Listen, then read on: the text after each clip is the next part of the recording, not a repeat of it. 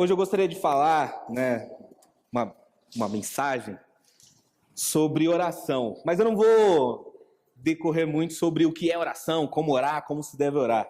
Eu vou focar em um único tipo de oração, e é um tipo de oração que desafia muito a nossa fé e ao mesmo tempo nos desafia como homens e mulheres de Deus.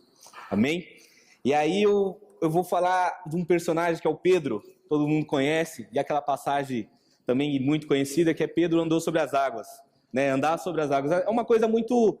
às vezes a pessoa não precisa ter contato nenhum com Bíblia, a pessoa não precisa ter contato nenhum com igreja, com nada, que ela já ouviu falar essa história, já viu num desenho, já ouviu algo sobre. Que é aquela passagem em Mateus 14, que Pedro ele anda sobre as águas. E... pode ir.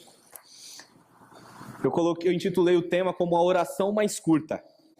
Amém? Vamos lá. A partir do 22. Que diz assim: logo em seguida, Jesus insistiu com os seus discípulos para que entrassem no barco e fosse adiante dele para o outro lado, enquanto ele despedia a multidão.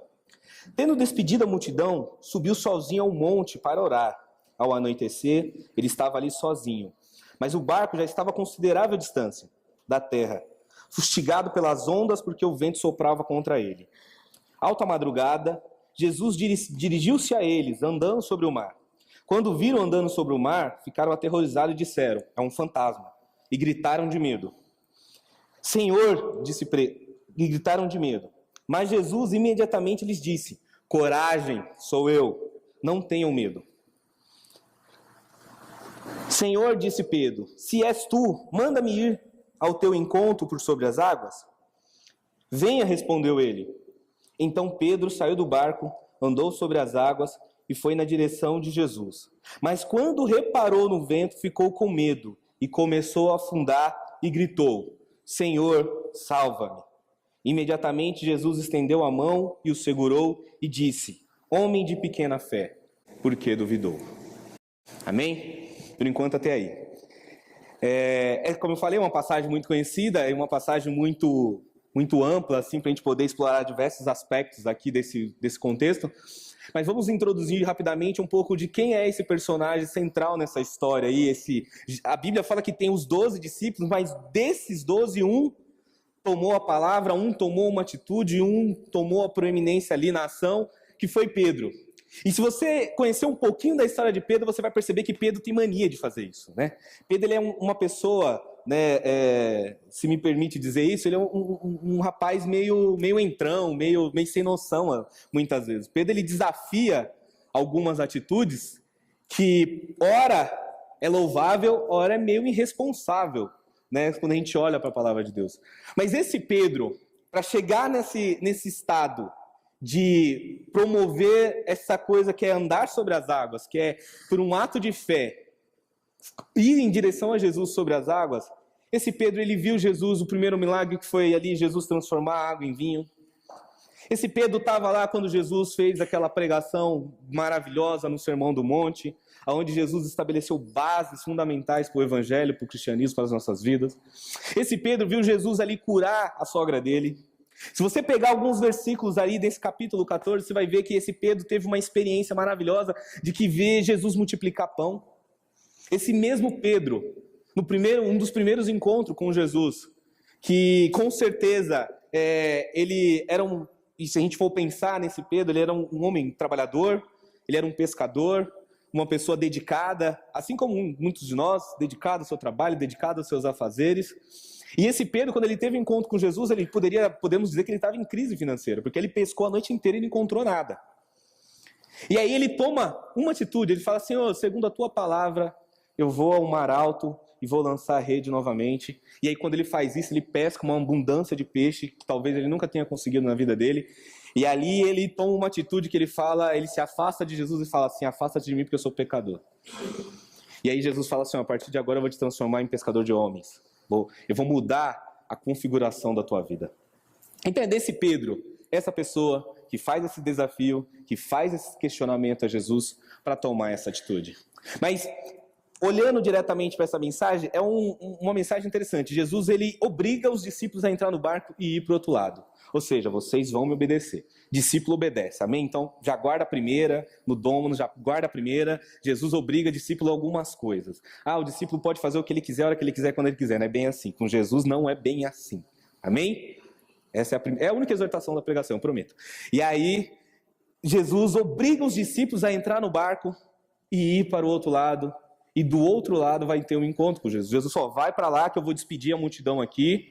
Depois Jesus sobe para o monte, vai orar, vai ter o seu momento de oração com Deus.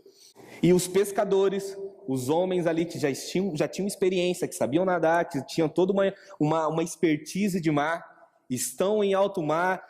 Alguns falam que esse mar, que é o Tibíriades, mar da Galileia, tem aproximadamente 166 quilômetros quadrados. É um mar bem grande, é um lago, né? Que enche pelo Rio Jordão. E é bem grande, e no meio da madrugada, enquanto Jesus estava orando, Jesus provavelmente estava intercedendo pelos seus discípulos, eles estavam passando por luta. E aí vem uma primeira chave para as nossas vidas, que é uma chave da perseverança. Muitas vezes você pode chegar nos pastores da igreja e falar assim, pastor, ora por mim, por tal coisa. Ou igreja, ora por mim. Ou irmãos, ora por mim, por tal coisa. E aí quando você, de uma certa forma, está à distância do pastor, da igreja, dos irmãos, dos amigos de oração, parece que está piorando. E aí a primeira coisa que você pensa, será que o pastor está orando mesmo por mim? Porque provavelmente era o que os discípulos poderiam ter pensado. Eles estão em alto mar, enfrentando uma tempestade, cadê Jesus uma hora dessa? E a Bíblia nos relata que Jesus estava o quê? Orando. E possivelmente Jesus estaria orando pelos discípulos.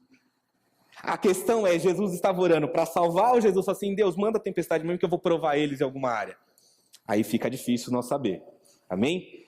Conhecendo os pastores, eu duvido que eles vão orar para que Deus pese a mão sobre nós. Assim, vai lá, Deus, faz quebrar o carro. Não, duvido. Então, pastores são bonzinhos, eles vão sempre orar para que Deus tenha misericórdia de nós. Amém? Assim espero, Senhor. E esse era um primeiro contexto. Muitas vezes, quando nós, incentivados a buscar ajuda em oração, você deve ser incentivado a buscar sempre ajuda em oração. Você deve sempre buscar ajuda daquelas pessoas que você confia, dos seus líderes, daquelas pessoas com um pouco mais de experiência. Pedir oração mesmo, pedir que eles orem, que eles intercedam por você. Só que nesse processo de intercessão, nesse processo de batalha espiritual, o livro de Daniel fala um pouco isso. Daniel orou durante 21 dias porque havia um inimigo nas regiões celestiais que impedia que a resposta de Deus viesse. Então, nesse processo de oração, lutas, tempestades, problemas podem acontecer. E aí é necessário aguardar. É necessário manter-se firme. É necessário manter-se ali disposto a estar com Deus. Esses discípulos, quando eles estavam no alto mar, acontece algo interessante. Eles estão vendo uma coisa vindo ali no meio do mar. Se pararmos para pensar, eles deveriam estar com uma embarcação de madeira, não tinha luz elétrica, o breu da madrugada, só a luz das estrelas ou da lua. Imagino que estava chovendo, tempestade, o tempo está nublado, então a probabilidade de estar tudo mais escuro é gigante. Ou seja, e eles veem uma coisa vindo no meio do nada. A primeira coisa que eles pensam, né, aqui no versículo no 25, alta madrugada, Jesus dirigiu, alta madrugada aí provavelmente por volta de umas 3, 4 horas da manhã. Jesus dirigiu-se a eles andando sobre o mar. Quando ouviram andando sobre o mar, ficaram aterrorizados e disseram, é um fantasma, e gritaram de medo. E aí, o primeiro espanto, né? Eles veem aquela figura, eles veem Jesus, ele vê Deus vindo em direção e não consegue reconhecer. Quantas vezes Jesus está vindo em nossa direção, quantas vezes nós temos a mão, o agir, o mover de Deus em nosso favor e a gente não consegue identificar que é Deus atuando. E a probabilidade da gente sair de perto, da gente fazer uma bobeira, da gente tomar uma atitude errada, é gigantesca. Se você olhar para a Bíblia, o legal da Bíblia é que a Bíblia relata muitos feitos heróicos, muitos feitos sobrenaturais. Mas a Bíblia é um livro, uma coleção de livros onde conta o que tem na humanidade. É o que a Bíblia representa, o que nós somos. A Bíblia representa o medo. Discípulos, homens que viram Jesus fazer coisas absurdas ali, eles já estão ali provavelmente há 2 anos, 2 anos e meio já andando quando isso acontece. Não é assim, comecei a andar com Jesus há uma semana, ele veio ter um encontro comigo. Não, já faz quase 2 anos que eles estão andando, mais de 2 anos que eles estão andando com Jesus. Que eles estão vivendo o milagre dias após dias. A Bíblia fala que muito dos milagres que Jesus fez não foi descrito em nenhum dos evangelhos. A Bíblia fala que não caberia, não teria biblioteca suficiente para descrever tudo que Jesus fez. Então eles tinham conhecimento de quem era, ou poderia ter, porém não conseguiram identificar. E a primeira coisa que pensar é um fantasma. É um ser sobrenatural. E aí, esse fantasma, esse ser sobrenatural, esse ser que não é dessa esfera, que não é desse plano, nos leva a um outro questionamento. Porque muitas vezes, nós, eu e você, estamos aqui adorando a Deus, buscamos a Deus, oramos a Deus e pedimos que esse Deus seja um Deus sobrenatural. Que o nosso Jesus haja sobrenaturalmente para as nossas vidas. Porém, o nosso parâmetro de sobrenatural é quando vem algo diferente, pensa, é um fantasma. E tenho medo. Fantasma é uma coisa engraçada, se você parar para pensar. Já viu alguém falar que morreu de ver um fantasma? Não, é sério, você nunca ouviu falar que gente. Se essa lâmpada começa a balançar, todo mundo sai correndo com medo. Mas não vai acontecer nada, a lâmpada balançou, mas eu tenho medo. Você nunca ouviu falar que alguém morreu, que alguém sofreu... Nada. Você assiste aqueles filmes de terror, é ficção. Mas fala para mim, eu conheço fulano de tal, no interior tem muito dessas coisas, mas... que morreu, que aconteceu uma coisa drástica na vida dele porque ele viu um fantasma, ele viu alguma coisa. Você nunca ouviu falar, e você nunca vai ouvir. Porque esse parâmetro de sobrenatural não é o suficiente para pautar a tua espiritualidade. O que acontece é que muitas vezes o nosso parâmetro de sobrenatural, o parâmetro que nós temos para identificar as coisas de Deus, está totalmente errado. Mesmo eu já estando com Jesus há muito tempo. Esses discípulos já andavam ali, comiam, dormiam nas mesmas casas. Eles andavam com Jesus o tempo inteiro. E o parâmetro de sobrenatural de Deus estava distorcido. Eu tenho mais de 10 anos que estou aqui seguindo esse evangelho. E eu tenho certeza que muitos dos meus parâmetros estão totalmente distorcidos. Estão totalmente errados. Eu preciso que esse Deus entre na minha vida e faça uma diferença. E aí você pensa, né, o que Jesus faz? Né? Qual que é o retorno de Jesus? E aqui Jesus imediatamente lhes disse no 27, coragem, sou eu, não tenha medo. Jesus manda ter coragem. E coragem é um atributo para o ser humano que historicamente ele é muito valorizado, não é? Quando você vai ver, eu gosto muito desses filmes de época, esses filmes de guerras antigas e tal, aí você vê o guerreiro, aquela coisa de sair, de batalhar, de enfrentar, assim, a coragem, ela sempre foi valorizada. Mas há uma diferença, né? Aqui a palavra coragem, no grego é teseu, que na verdade significa coragem, que é o seu espírito fortalecido em Deus, que é uma diferença. Não é coragem atributo humano, eu tenho coragem de fazer tal coisa. Por exemplo, quando eu tirei carta, sei lá, com 20 e poucos anos, eu era muito corajoso. Eu andava com o carro a milhão, passava todo mundo. Rapaz, quando a Tamires engravidou, eu tinha um medo de dirigir. Até hoje, agora está diminuindo, mas eu tinha um medo de bater o carro, eu tinha um medo de correr, eu tinha um medo de... Ela brincava assim, nossa, você está menos agressivo no trânsito. Eu falei, pois é, agora eu tenho medo. A minha coragem se foi diante de uma possibilidade de perda. A nossa coragem humana, esse atributo humano, ele é volúvel. E o que Jesus está dizendo para os discípulos é coragem, não tenham medo, sou eu. Cadê o espírito de vocês fortalecido? Aqui no Teseu, que é encorajado a mostrar coragem, refere-se a Deus fortalecendo o crente, capacitando com uma atitude interior, ousada. É isso. Para mim ter essa coragem, para eu poder adquirir esse conhecimento de que Deus quer, para eu poder enxergar o sobrenatural de Deus na minha vida, só a coragem que vem de Deus, não uma coragem humana. Eu conheço muita gente, muitos cristãos, que tem coragem.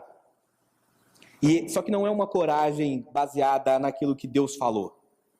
Não é uma coragem baseada na sua fé. É uma coragem baseada nos seus atributos, na sua experiência de vida. Naquilo que você entende que é.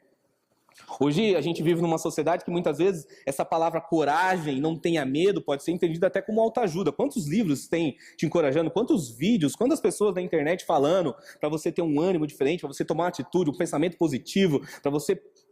E tudo isso é bom, é válido, mas nada disso se compara com aquilo que Jesus está mostrando.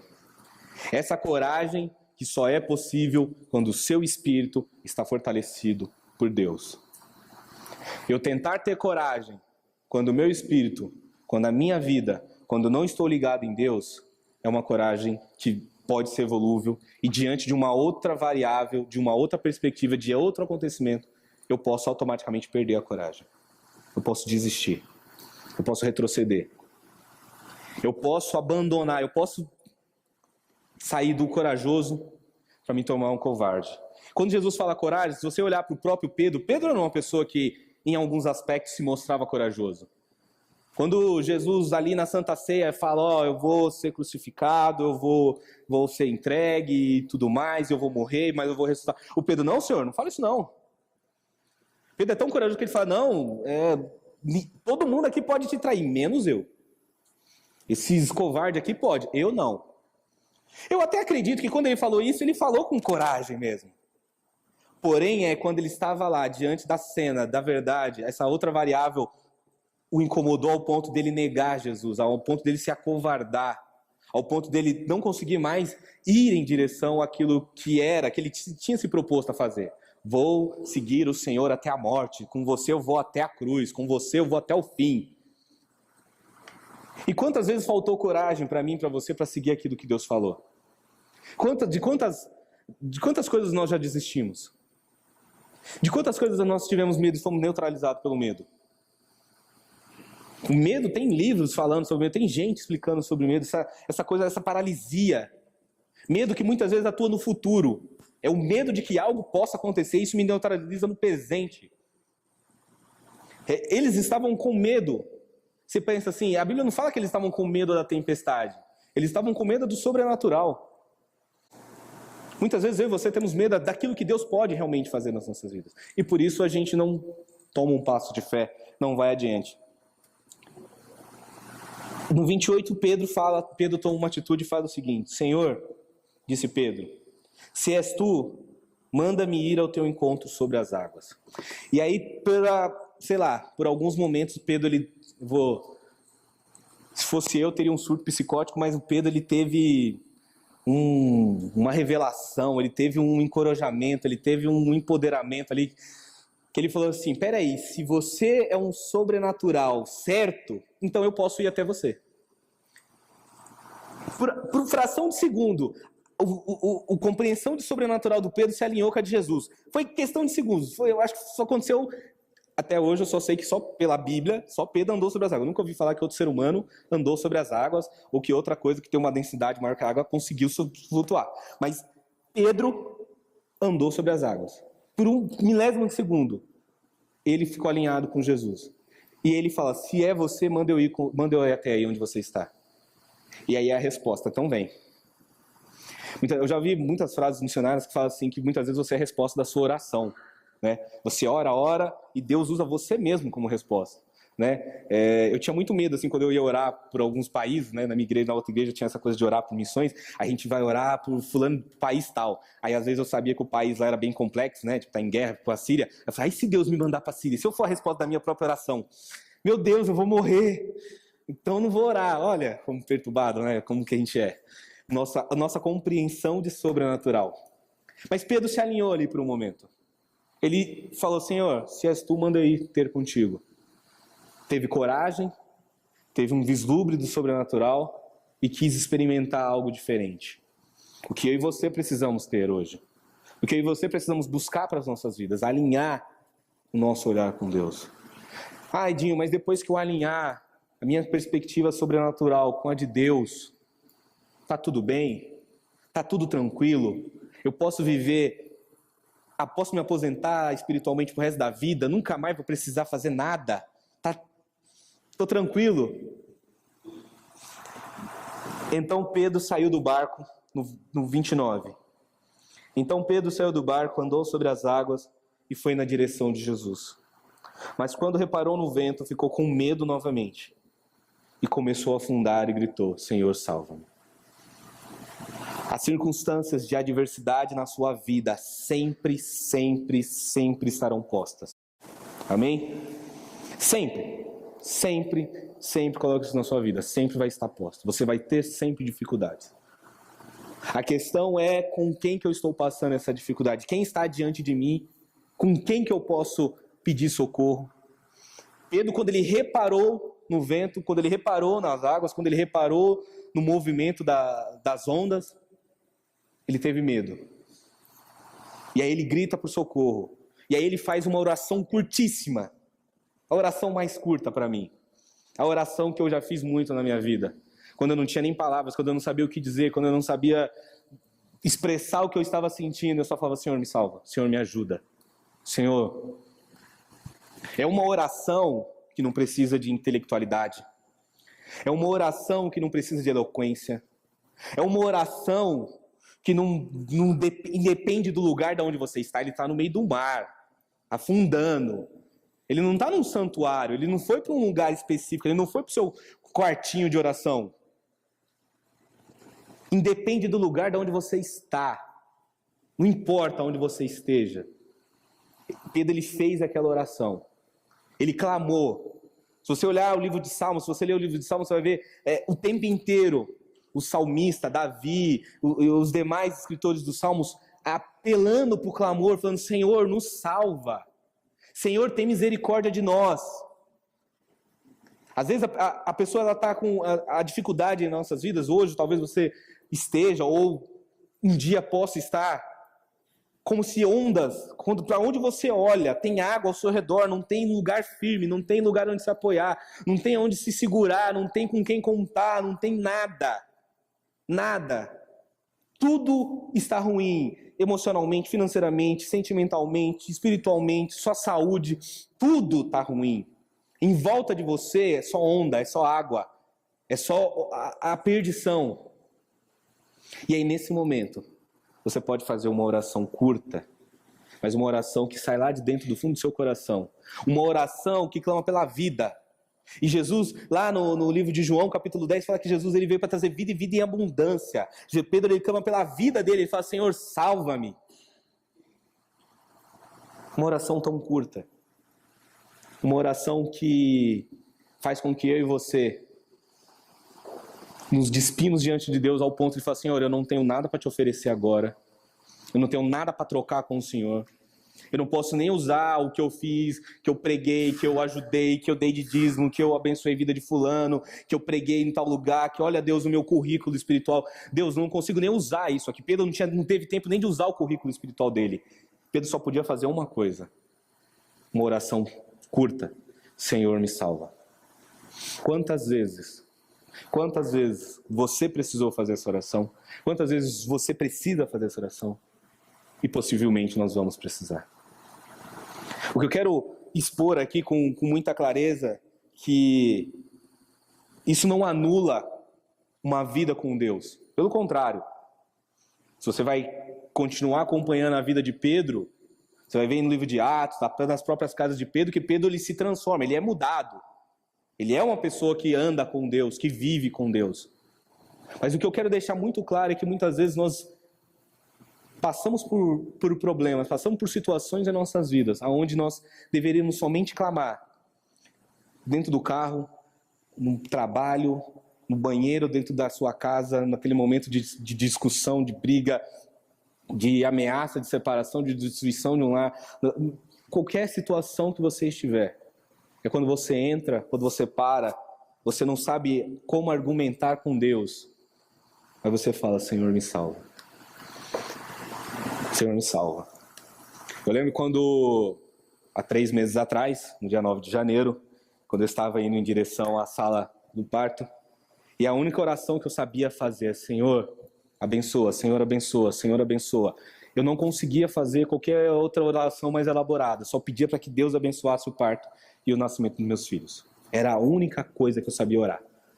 Não tinha outra perspectiva de oração. Não dava para filosofar com Deus ali. Não dava para eu despojar os meus conhecimentos teológicos, teóricos, filosóficos, experiências. Não dava. Era um momento que eu falei assim, meus filhos estão nascendo e, por favor, Deus, não deixa nada de ruim acontecer. Senhor, me salva. É aquela oração que realmente ela vem do desespero. Ah, mas o crente passa por desespero? Passa. E quando passa por desespero, a gente não tem outra alternativa. Pedro poderia ter olhado para os... Olha a situação, eu estou diante de um possível fantasma. E se não... Ele fez o desafio, Senhor, se é você, manda eu andar sobre as águas. Beleza, eu estou andando. É a primeira prova cabal que é ele, porque eu estou em pé sobre as águas. Mas de repente, ele poderia ter virado para trás e voltado para os amigos e falado assim, ei, vocês que têm experiência, vocês pescadores, me estende um remo, oi, vem me ajudar, ei, me socorre. Não, ele não teve tempo para pensar.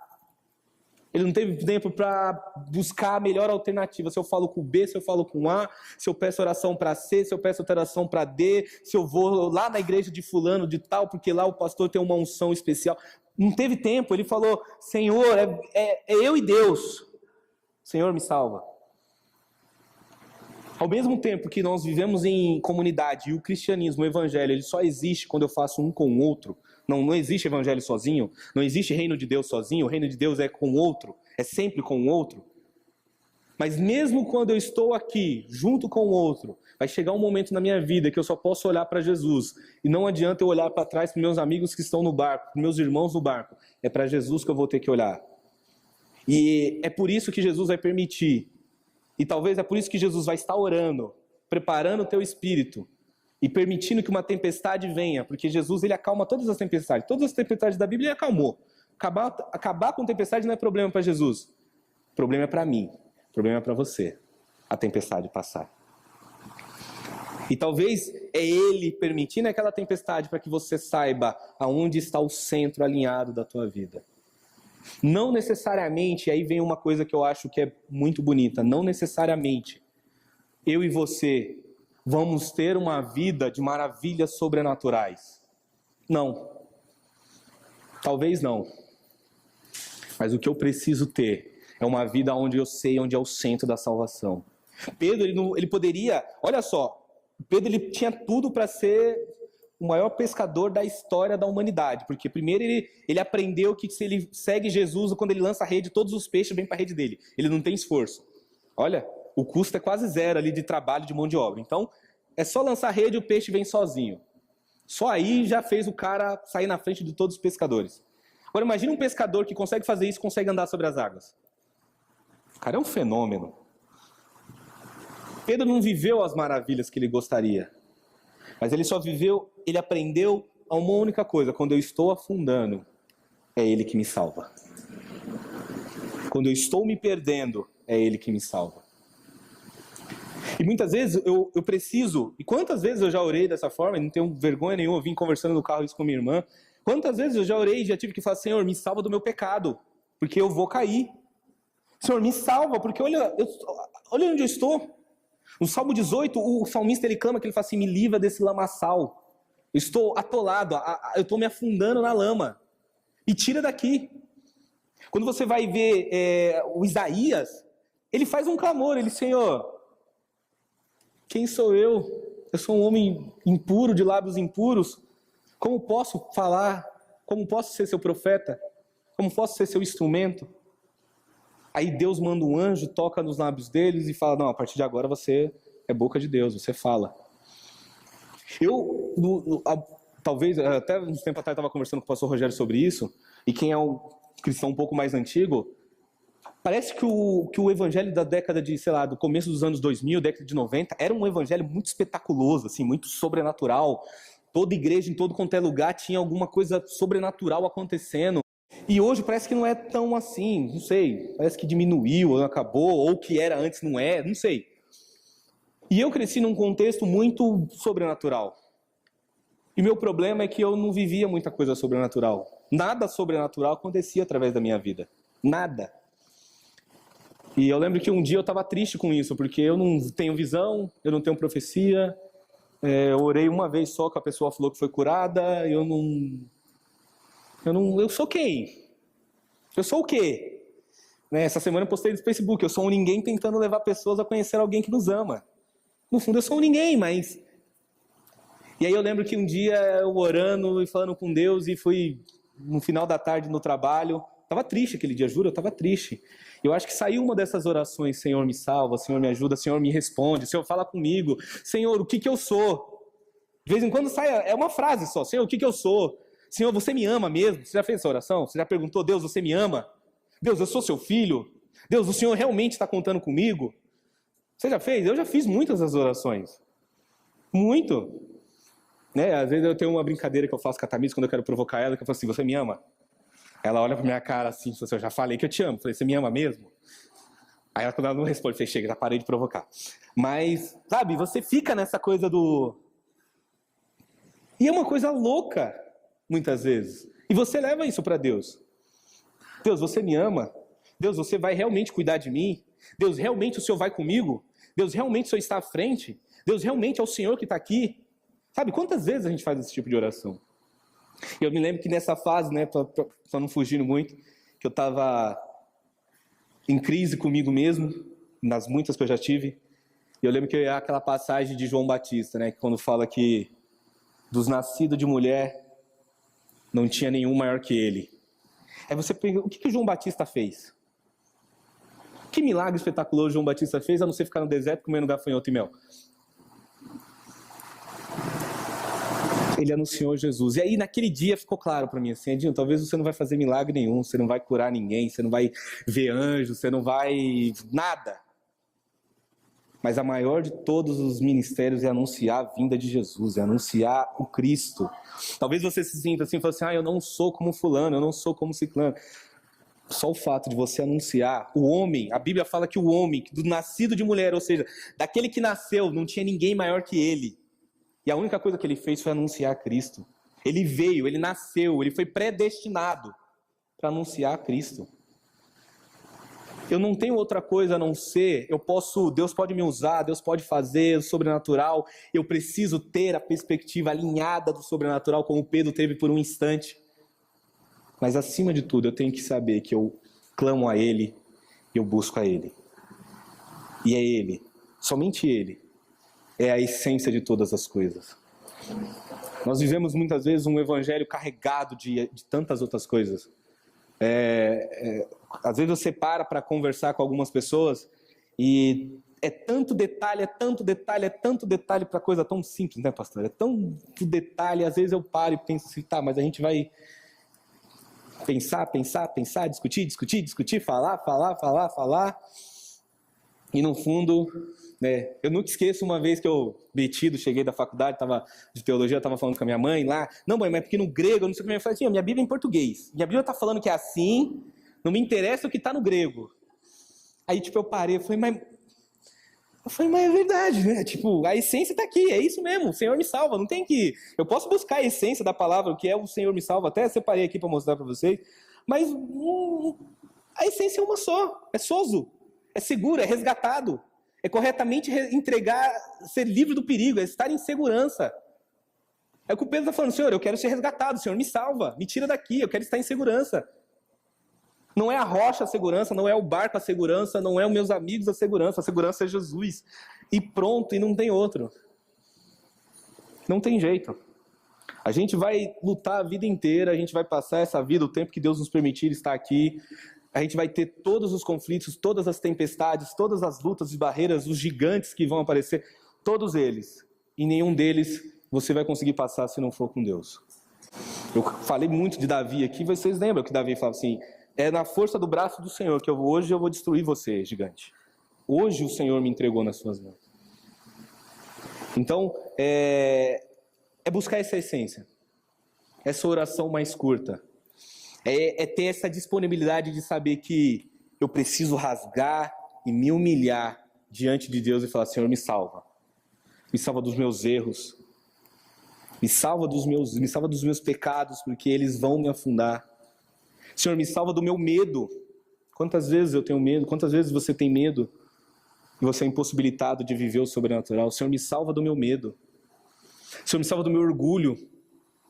Senhor, me salva da minha arrogância, da minha prepotência, do meu olhar julgador. Senhor, me salva da minha ira. Quantas vezes? E você pode perceber que são todos atributos e sentimentos que tomam o controle da tua vida, que você fala assim, agora não sou mais eu na direção. É como se você estivesse dirigindo seu carro e alguém assumiu o controle. Tem coisas que assumem o controle da sua vida de tal forma que você... E a hora que você fala, Senhor, eu perdi o controle total.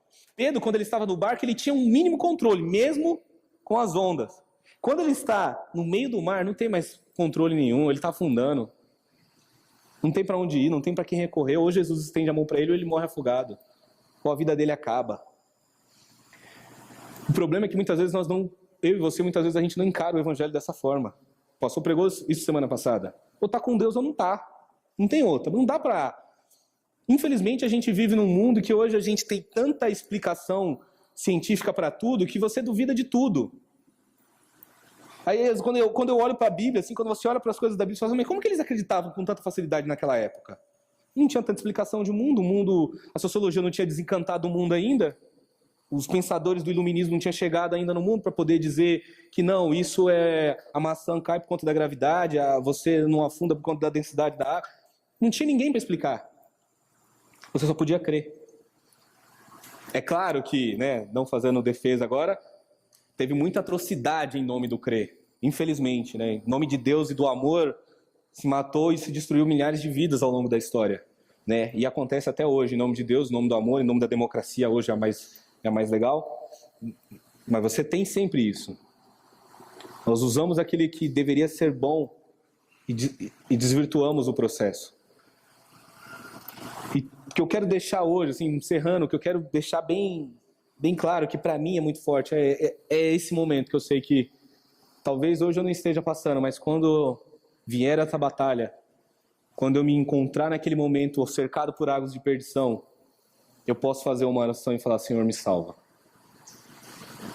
E é uma oração que você pode estar aqui hoje pela primeira vez, você pode estar há 50 anos na igreja, você pode ter todas as experiências, todo o conhecimento, ter lido a Bíblia inúmeras vezes. É uma oração muito curta que iguala todos nós na mesma posição. Senhor, me salva.